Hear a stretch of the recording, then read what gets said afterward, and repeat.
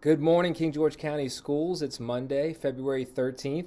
It's been a couple weeks since I've been able to give a video message for the Ask the Superintendent, and I wanted you guys to know that I had, I believe, 3 questions to answer within that time period. We've really been busy here around the school board office working through the fiscal year 24 budget and trying to make sure that we address all of the needs that the school division has in this budget process. So that's really been taking a decent amount of time around here, but did want to take this opportunity and pause and take a look away from that budget information and answer the questions that you guys have submitted. So the first one has to do with the school security officers or school resource officers at the high school, and really, and paraphrasing the question, it says that we would certainly benefit at the high school from having 2 school security officers or school resource officers. So I'm happy to tell you that on Friday afternoon, I sat through a meeting with somebody from DCJS. This is the Juvenile Services Department in Virginia, and they certainly have a wealth of information as it pertains to safety in schools across the Commonwealth. So in that meeting, we discussed school security officers, particularly at the middle school and at the high school.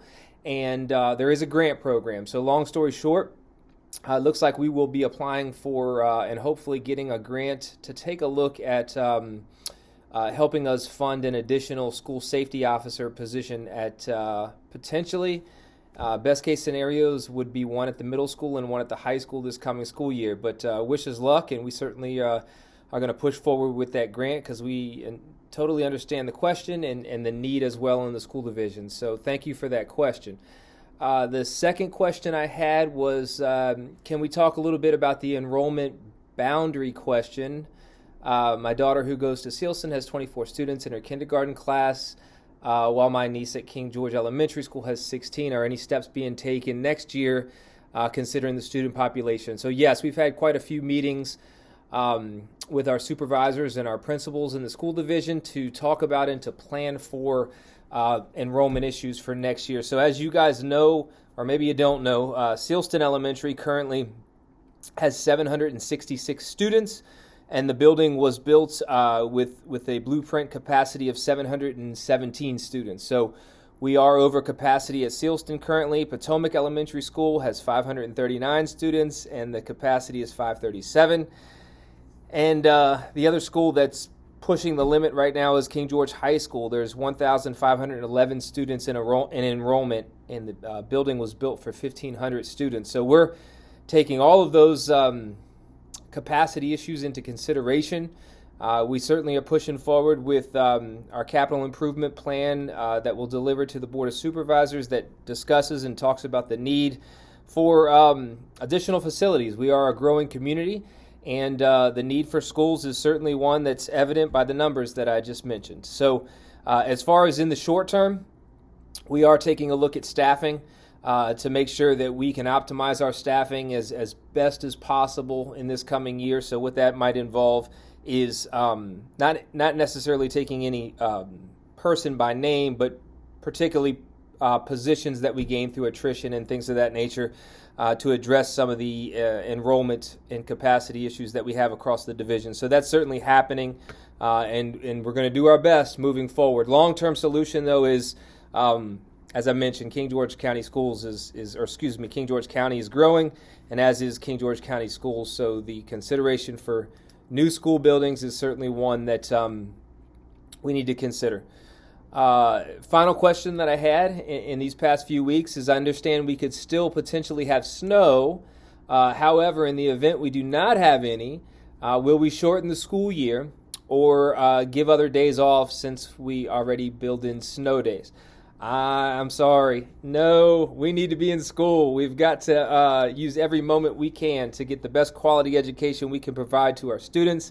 We always are worried about making sure, particularly coming off COVID, that we have every minute we can possibly provide to our students to make up those learning loss gaps and provide the best possible opportunity we can for students to learn the material that they need to learn before they're promoted to the next school year. So in the state of Virginia, the expectation is to go to school 180 days.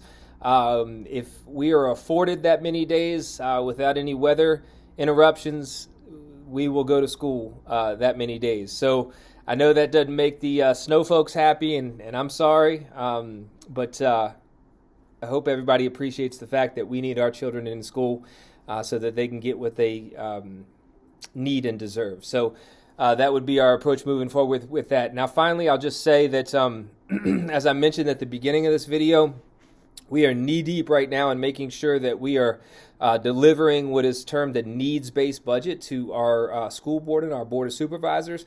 So I would encourage everybody, if you have the opportunity, to go on to the King George County Schools webpage. You can navigate under Superintendent, and underneath my tab, you will see a copy of the budget presentation that we presented at the school board on the 6th. On the 22nd of February, which is next Wednesday, we will have our public hearing for anyone that wants to come speak on any issue pertaining to the budget. So please come out if you're interested in speaking on behalf of the school division or really anything that's pertaining to the budget moving forward. So please come out if you can. We're moving forward with the budget, so please take a look at it. There's a lot of good information in there.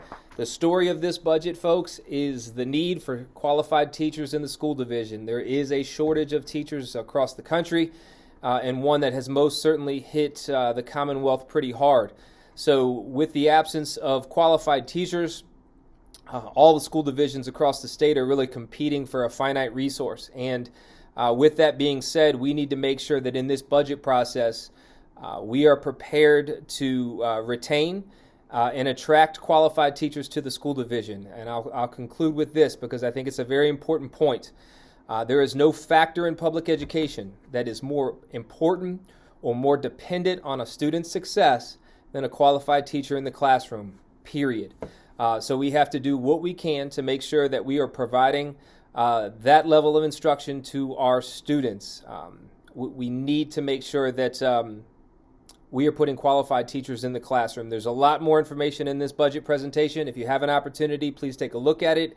If you look at it and you have any questions, please feel free to jump on the Ask the Superintendent webpage underneath my tab, and I'll be happy to answer the questions for you guys moving forward. Thank you so much.